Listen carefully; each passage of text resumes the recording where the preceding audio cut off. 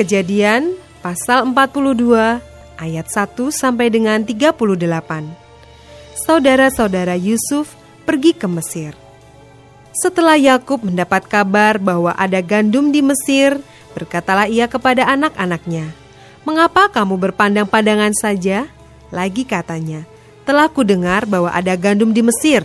Pergilah ke sana dan belilah gandum di sana untuk kita, supaya kita tetap hidup dan jangan mati."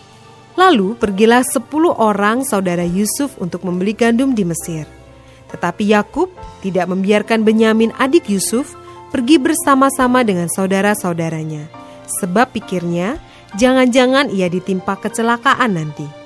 Jadi di antara orang yang datang membeli gandum, terdapatlah juga anak-anak Israel, sebab ada kelaparan di tanah Kanaan.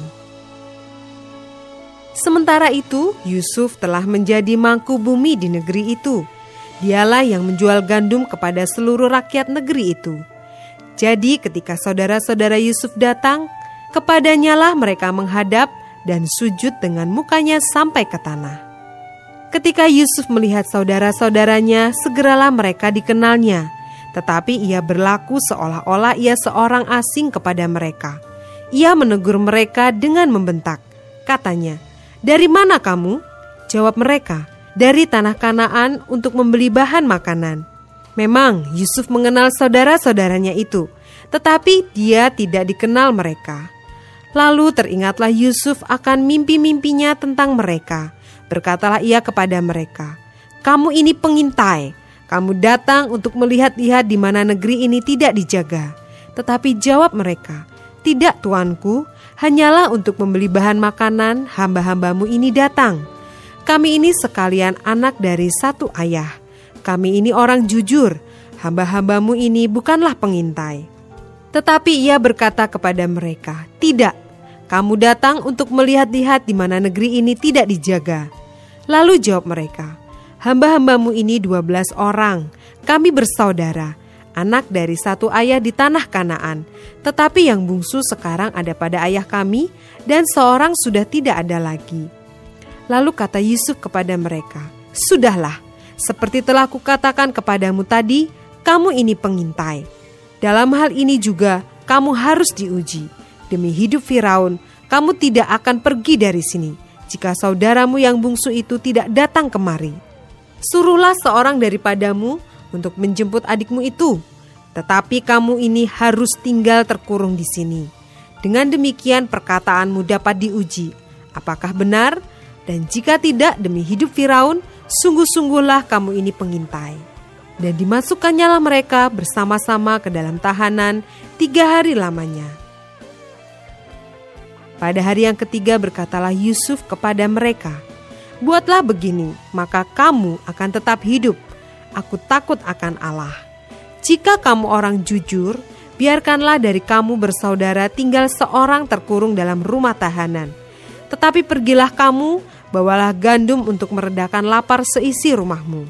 Tetapi saudaramu yang bungsu itu haruslah kamu bawa kepadaku, supaya perkataanmu itu ternyata benar dan kamu jangan mati." Demikianlah diperbuat mereka. Mereka berkata seorang kepada yang lain, "Betul-betullah kita menanggung akibat dosa kita terhadap adik kita itu.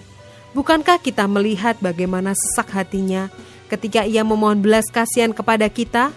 Tetapi kita tidak mendengarkan permohonannya. Itulah sebabnya kesesakan ini menimpa kita." Lalu Ruben menjawab mereka, "Bukankah dahulu kukatakan kepadamu, janganlah kamu berbuat dosa terhadap anak itu? Tetapi kamu tidak mendengarkan perkataanku. Sekarang darahnya dituntut daripada kita." Tetapi mereka tidak tahu bahwa Yusuf mengerti perkataan mereka, sebab mereka memakai seorang juru bahasa. Maka Yusuf mengundurkan diri dari mereka lalu menangis. Kemudian ia kembali kepada mereka dan berkata-kata dengan mereka. Ia mengambil Simeon dari antara mereka, lalu disuruh belenggu di depan mata mereka. Sesudah itu Yusuf memerintahkan bahwa tempat gandum mereka akan diisi dengan gandum, dan bahwa uang mereka masing-masing akan dikembalikan ke dalam karungnya, serta bekal mereka di jalan akan diberikan kepada mereka. Demikianlah dilakukan orang kepada mereka itu. Sesudah itu mereka pun memuat gandum itu ke atas keledai mereka, lalu berangkat dari situ. Ketika seorang membuka karungnya untuk memberi makan keledainya di tempat bermalam, dilihatnyalah uangnya ada di dalam mulut karungnya. Katanya kepada saudara-saudaranya, "Uangku dikembalikan, lihat ada dalam karungku." Lalu hati mereka menjadi tawar dan mereka berpandang-pandangan dengan gemetar serta berkata, "Apakah juga yang diperbuat Allah terhadap kita?" Ketika mereka sampai kepada Yakub, ayah mereka, di tanah Kanaan, mereka menceritakan segala sesuatu yang dialaminya. Katanya, "Orang itu, yakni yang menjadi tuan atas negeri itu, telah menegur kami dengan membentak dan memperlakukan kami sebagai pengintai negeri itu. Tetapi kata kami kepadanya, 'Kami orang jujur, kami bukan pengintai. Kami 12 orang bersaudara, anak-anak ayah kami. Seorang sudah tidak ada lagi, dan yang bungsu ada sekarang pada ayah kami di tanah Kanaan.' Lalu kata orang itu, yakni yang menjadi tuan atas negeri itu, kepada kami, 'Dari hal ini aku akan tahu apakah kamu orang jujur. Dari kamu bersaudara, haruslah kamu tinggalkan seorang padaku. Kemudian bawalah gandum untuk meredakan lapar seisi rumahmu dan pergilah.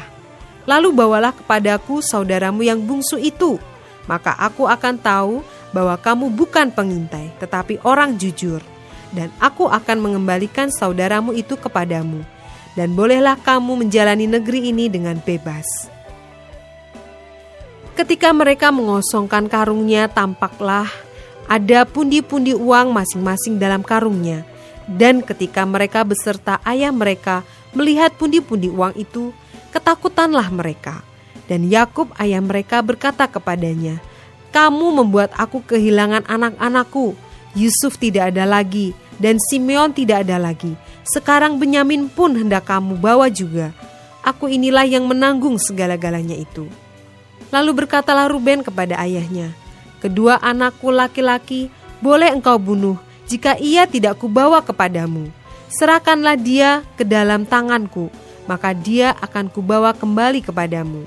Tetapi jawabnya, 'Anakku itu tidak akan pergi ke sana bersama-sama dengan kamu, sebab kakaknya telah mati dan hanya dialah yang tinggal. Jika dia ditimpa kecelakaan di jalan yang akan kamu tempuh, maka tentulah kamu akan menyebabkan aku yang ubanan ini turun ke dunia orang mati karena duka cita.'